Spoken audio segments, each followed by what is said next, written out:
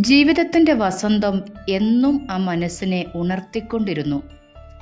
സുഹൃതങ്ങൾ സമ്പാദിച്ച് തൻ്റെ ഹൃദയാഭിലാഷങ്ങൾ നിരന്തര ബലിയായി നാഥനർപ്പിച്ച് പ്രസന്നത തുളുമ്പി നിന്ന ഒരു ജീവിതം ബഹുമാനപ്പെട്ട ഗൈൽസ് അമ്മയുടേത്.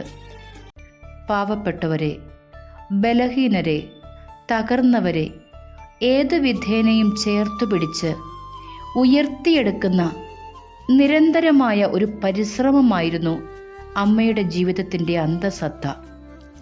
പൂന്തോട്ടവും അതിൻ്റെ മനോഹാരിതയും സ്വന്തം അധ്വാനം കൊണ്ട് നേടിയെടുത്ത് സ്രഷ്ടാവിൻ്റെ മഹിമകളെ വാനോളം പുകഴ്ത്തുന്ന യഥാർത്ഥ ഫ്രാൻസിസ്കൻ അരൂപി അമ്മ കൈമുതലാക്കിയിരുന്നു.